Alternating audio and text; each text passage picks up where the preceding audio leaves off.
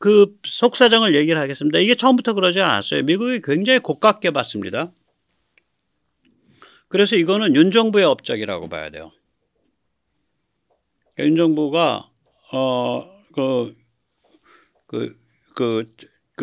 5월 말에 바이든을 그 지하 벙커로 안내를 하고, 그리고 나서 그러니까 2022년에 뭔가 작업을 엄청 해갖고 11월에 한 번 더 퉁을 치고 한미일 정상회담 푸놈펜에서, 그리고 그때 퉁 쳐진 거예요. 그리고 나서 6월달 샹그릴라 국방장관 때 또 퉁 쳐지고, 그리고 요번에 이제 제대로 간 거야. 그러니까 이거 윤 정부의 엄청난 업적이죠.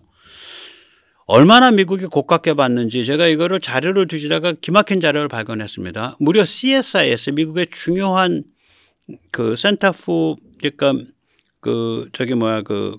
전략국제문제연구소, 전략국제문제연구소 그 CSIS의 논문이에요. 언제 논문이냐? 2016년 12월경이라고 생각됩니다. 그 자료 자체에는 날짜는 없는데 본문 안에 대통령 당선자 트럼프란 얘기가 나와요. 그러면 11월 11월 중순서부터 다음 해 1월 20일 사이에 그 두 달 간격이라고요. 이게 그때 쓰여진 글이니까 대통령 당선자 트럼프라는 그게 박히겠죠. 네. 그 본문 안에 그런 게 있어요. 여기 보면 separate systems against a common threat. 그러니까 한국과 미국이 같은 지금 위협을 맞서고 있는 건데, 굳이 별도의 솔루션을 추구하는 한국은 도대체 무슨 심보냐? 제목 자체가 그렇게 빠딱해요. 조시아 폴락이라고 미들베리대, 이게 미들베리가 이게 그 미국의 그런 대학들이 있다 그래요. 그러니까 리틀 아이비, 그러니까 이 주로 대학원은 별로 없고 작고 약하고 학부가 좀 등록금이 비싸고 굉장히 명문인 오래된데, 뭐 남부에 가면은 라이스 대학 같은 게 그렇거든요. 그러면 여기는 이제 버몬트인가에 있더라고요. 대학 자체는. 그 미들베리가 그런 거래요. 근데 거기 국제문제연구소는 또 캘리포니아에 있어요. 그 조시아 폴락 미들베리 대학의 국제문제연구소 교수인데, 이 사람 글을 이렇게 읽다 보면, 야, 윤 정부 들어서 이게 실시간 연동한다는 게 한미 사이에 이거 엄청난 업적이구나, 이런 생각이 들어요. 왜 그러면 이 글을 읽다 보면 이 사람이 딱 깔고 있는 관념은 뭐냐면, 미국 거를 안 쓰면 연동 없다. 무슨 연동, 그 듣도 보도 못한 얘기예요. 미국 거 쓰든지 아니면 니들끼리 하든지 둘 중에 하나지. 니들끼리 하게 되면 감시정찰 자산 정보도 실시간으로 연동 안 해. 그걸 실시간 연동한다는 얘기는 쏘는 것도 실시간 연동한다는 얘기가 되거든요. 감시정찰 정보를 실시간 연동하는 게 쏘는 거 실시간 연동하는 것보다 힘들어요. 감시정찰 정보라는 게 뭐겠어요? 지금 궤적이 이렇게 오고 있다. 이게 실시간으로 계속 업데이트 되는 거니까 계산해가지고, 야, 네가 쏴. 딱 하면 거기서 그 다음에 쏘면, 야, 어디 날아가고 있네. 이거 밝히는 건 내 시스템이니까 쉽지. 상대방 시스템 읽어내가지고 상대방 미사일을 지금 그 공간 좌표를 계속 불러주는 거 하고, 내 거를 쏴갖고 어디에다 맞추겠다고 쏴서 이 좌표 불러주면서 맞았나 안 맞았나 그거 트래킹하는 거 어느 게 더 어려워요? 이게 훨씬 어렵죠. 상대방이 읽어서 그걸 공유하는 게. 훨씬 어렵죠. 내 시스템이 아니니까. 이건 쉬워요. 맞거나 좌표 제대로 계산했으면 처음에, 아니면 빗나가거나 둘 중에 하나지 뭐. 간단하네. 그래서 이걸 무슨 감시정찰 정보를, 그 자산을 실시간으로 연동해? 야, 그거 무슨 소리야? 그런 거 없어. 그냥 우리 거 쓰든지 아니면 너 따로 놀든지 그냥 그거지. 이게 그냥 뚝뚝뚝뚝 이 전문가한테 배어 있어요. 이게 언제냐? 오랜 세월도 아닙니다. 무슨 석기시대 얘기도 아니고 2016년 12월경의 논문이에요. 제가 좀 요약을 간단히 했어요. 좀 들어보세요. 한미 사이에 가장 장기적으로 의견 차이가 좁혀지지 않는 부분은 MD 시스템이다. 연동에 문제가 있다. 이 같은 미국 지적에도 한국은 고집을 부리고 있다. 북한 미사일에 대해 미국 MD를 사용하라는 요청에는 개기면서 오히려 북한에 대한 정밀 대량 타격 능력만 키우는 데 집중하고 있다. 여기에는 자주성에 대한 야심뿐 아니라 미국 MD의 한 부분으로 통합되어 있는 일본 MD와 엮이기 싫다라는 의지도 작용하고 있다.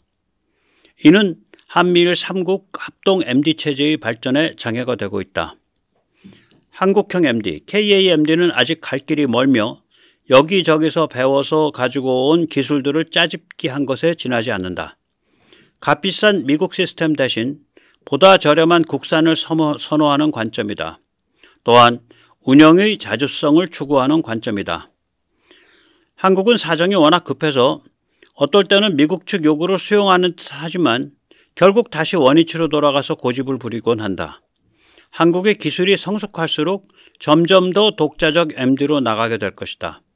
그래야 결과적으로 한국은 한미일 3국 합동 MD 체제를 추구하는 대신 자기 자신의 방산기술, 자주성, 그리고 중국을 너무 괴롭히지 않겠다라는 그런 중국에 대한 고려 등을 더 중시하는 관점을 가지게 될 것이다.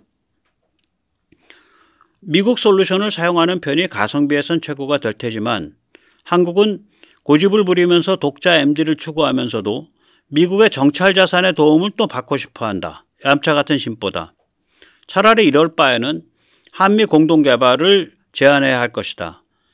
한국은 군사행동의 자유를 원하긴 하지만 대통령 당선자 트럼프의 성향도 고려해야 하는 처지이다. 한국은 결국 한미 동맹을 외면할 수 없으며 미국의 MD 기술로부터 크게 벗어날 수 없다. 2016년 12월 문건이에요. 제가 미국이 이런 관점이다라는 걸 이렇게 이렇게 논평가들이 미국 논평가들이 미국 이제 매체에서 나와서 얘기할 때, 야, 쟤들이 이 문제를 이렇게 보고 있구나. 굉장히 네거티브 하더라고. 지금도. 그래서 이런 문건이 어디 있을 것 같은데 하고 눈이 빠지게 찾다 보니까 CSIS에 이런 문건이 있더라고요. 2016년 12월. 우리가 이걸 뚫고 MD 연동이 일어난 거예요. 이걸 뚫고. 참 우리로서는 금단의 열매를 손에 쥔 겁니다. 이거 대단한 겁니다. 예. 그럼 이제 야 우리가 왜 우리 자신의 MD를 왜 고집했지? 뭐 무기 팔아서 뭐 배부르려고? 제가 보기에는 이제 우선 첫째는 함께 또 따로 그 얘기 제가 했죠. 와우. With or without alliance. 미국과 함께 또 미국과 따로. 함께 또 따로 자주국방 정신. 이게 우리한테 있는 거죠. 우리 1945년 2월달 얄타 밀약.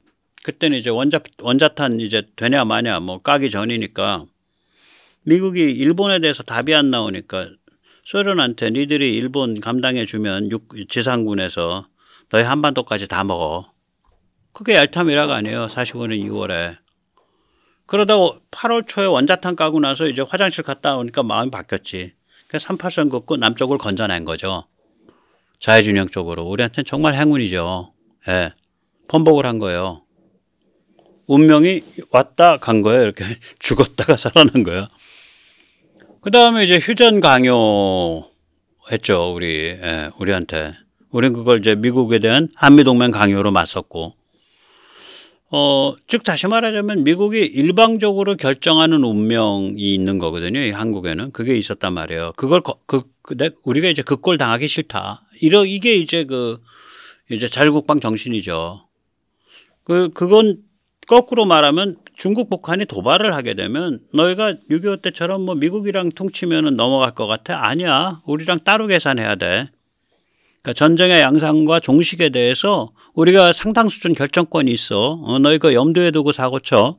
이런 우리 역할이 있다. 이게 이제 우리의 함께 또 따로 자주국방 정신의 밑바탕에 깔려 있는 거거든요.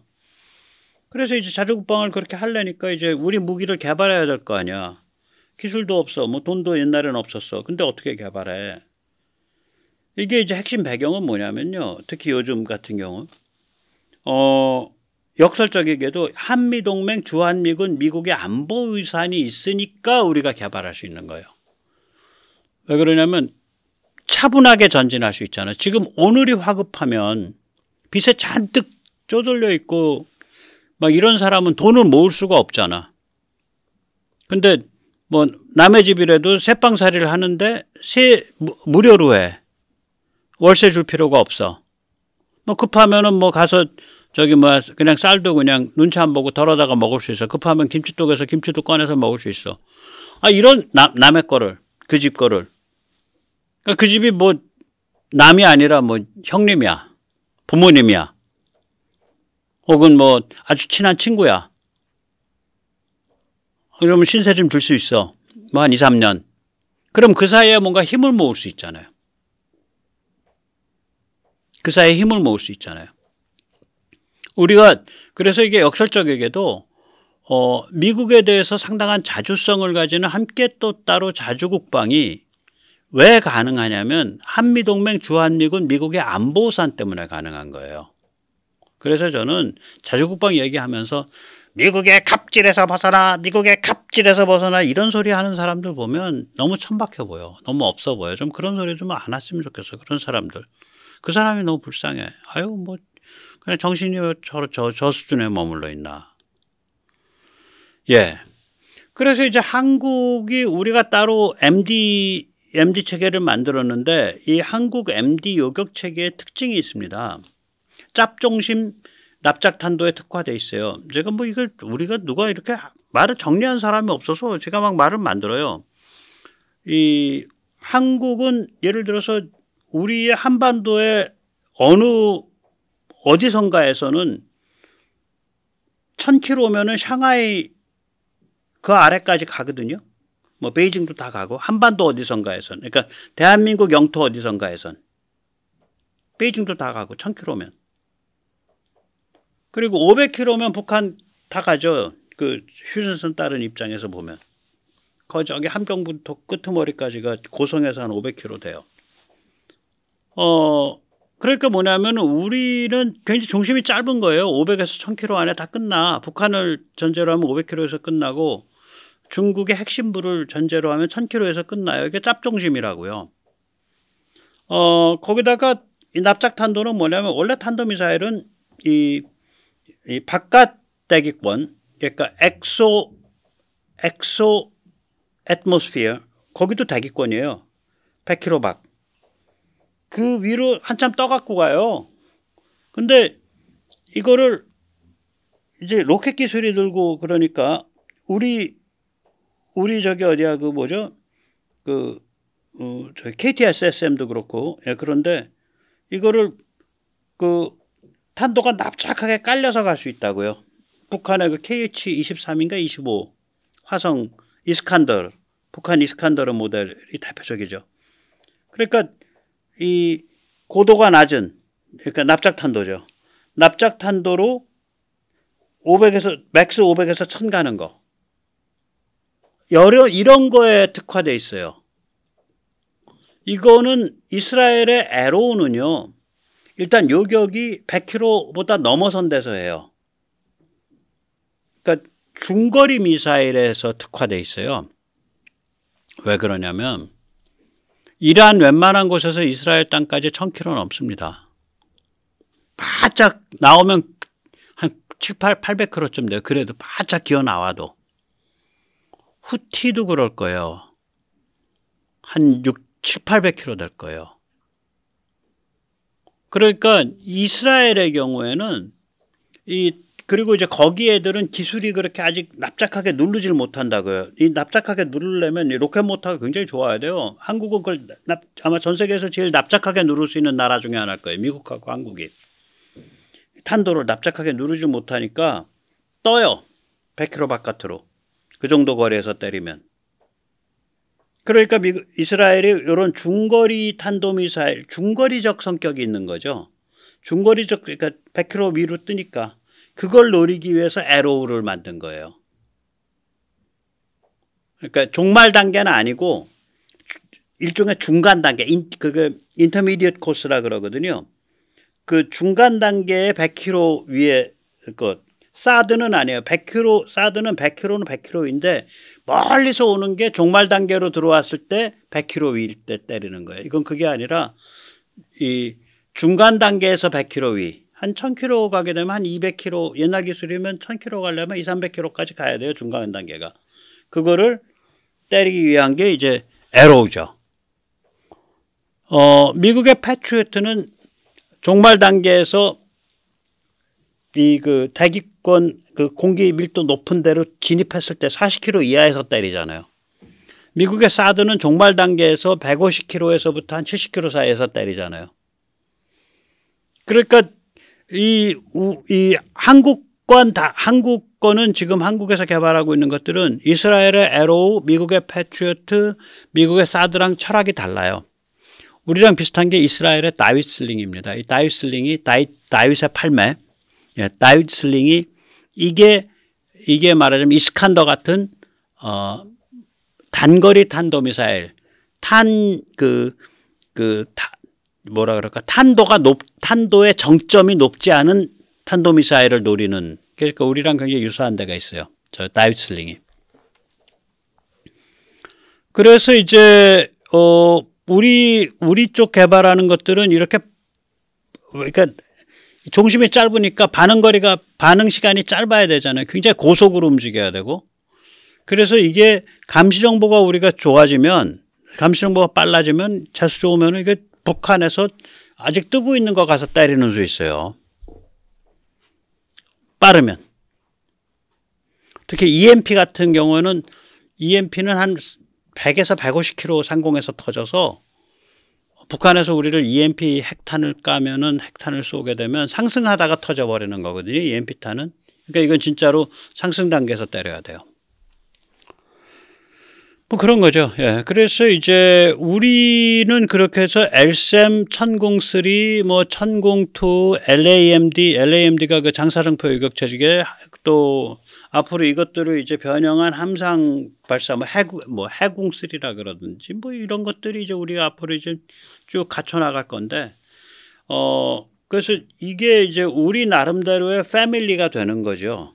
근데 이렇게 여유를 갖고, 비교적 여유를 갖고 차분히 갈 수 있는 이유가 미국의 안보 우산이 있으니까. 예. 그러니까 장기적으로는 LSAM-2가 이제 가세를 하겠죠. 예. LSAM-2도 이게 납작탄도에 특화되어 있어서 급초음속 탄도 활강체, HGV 방식, 여기 요격에 매우 강력합니다. 이 탄도 활강체가 이게 100km 이 짝 저 짝에서 활강하거든요. 얘가 탄도 활강체가. 얘가 HGV가 납작탄도라고 얘가. 예, 그렇습니다.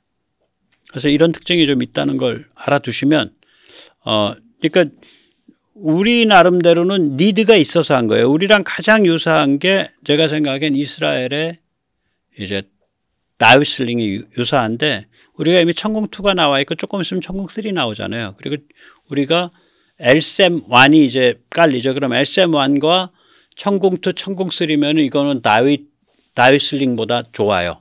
그러면 여러 겹으로 다 특화되어 있으니까 더 파워풀해요. 어떤 면에서는. 네. 참고로 이제 그 이스라엘의 에로와 다윗 슬링에 대해서 조금 더 말씀드릴게요. 이건 아까도 말씀드렸지만 미국의 MD의 확장판입니다. 미국 미사일의 확장판이에요. 이 둘 다 이스라엘과 미국의 합작품입니다. 에로우는 보잉이 합작사고요. 다윗 슬링은 레이시온이 합작사, 주 합작사인데, 주 파트너인데, 이제 그 뭐라 그럴까, 부 파트너로 노스록 그루만도 들어가 있고 뭐 여러 가지 회사들이 들어가 있어요. 그 에로우는 아까도 말씀드렸지만 탄두가 100km 이상, 이걸 그 바깥쪽 대기권에서 그 중간 단계에서 요격하는 게 목표인 거고요. 한 두어 달 전에 독일이 40억 유로에 계약을 했습니다. 그러니까 4조, 5조, 5조쯤 되겠네. 5조, 6조. 이 독일은 생각을 해보세요. 독일과 러시아, 이스라엘과 이란, 이스라엘과 후티는 이게 중심이 한국에 비해서 길어요. 그러니까 에로우 같은 거는 우리한테 별로 소용이 없어요. 우리한테 소용이 있는 건 다윗 같은 게 소용이 있어요. 이게 한국 1002, 1003 여기에 해당하는 건데, 핀란드가 얼마 전에 2023년 4월에 3억 4,500만 달러 도입 계약을 했습니다. 핀란드가.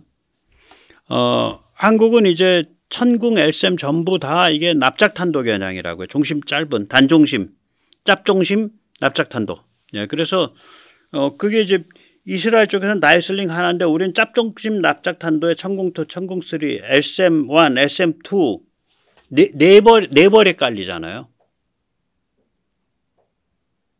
그래서 우리가 훨씬 더 촘촘하다는 얘기예요. 이게 왜 네이버를 깔리면 좋으냐면 이게 그러니까 20km까지 뭐 40km까지 뭐 100km까지 100km 바깥 우리 이제 SM2가 되면 100km 바깥도 살짝 넘어가는데 예. 한 200km, 150km 이거 고도로 예, 넘어가는데 요 층마다 그 성격이 달라져요. 성격이 다르다는 얘기는 비행 특성과 이 탐지 추적 특성이 달라지는 거죠. 그래서 어떤 종류의 타협이 있을 수밖에 없어요. 자기가 메인으로 다루는 층에 다른 층도 그 위아래로 좀 다룰 수 있게 하는 거지 모든 것을 다 100% 못해요. 자기 메인 포커스를 줄 수밖에 없다고요. 공기가 빡빡한데 날아가는 놈의 제일 좋은 거는 날개를 좀 갖고 있는 게 좋아. 근데 공기가 희박해질수록 날개 가지고는 안 돼. 축출력으로 삥삥삥삥 쏘면서 가야 돼. 그러니까 비행 조종 특성이라든지 그 다음에 그 앞에 그 탐지해서 쫓아 들어가는 거라든지 뭐 이런 여러 가지가 좀 다르다니까요. 그래서 그러니까 그거를 뭐 다윗 하나 가지고 하는 게 아니라 다윗 슬링 우리처럼 천궁2, 천궁3, LSM1, LSM2 이렇게 한 서너 개로 하고 또 그것에 대응하는 함상 발사 모델이 있고 우리는 아마 그렇게 가게 될 겁니다. 네. 자기한테 맞는 거죠. 근데 이런 걸 맞는 이런 방어 체계를 갖추면은 이제 우리가 이제 중국한테 이제 안 꿀리게 되는 거지. 중국 입장에선 자기가 한국을 공격했을 때 성공한다는 보장이 없잖아요. 근데 보복은 무지막지하고 예, 그런 겁니다, 이게. 자, 미국 국방부의 북 핵미사일에 대한 정책을 잠깐 말씀을 드릴게요.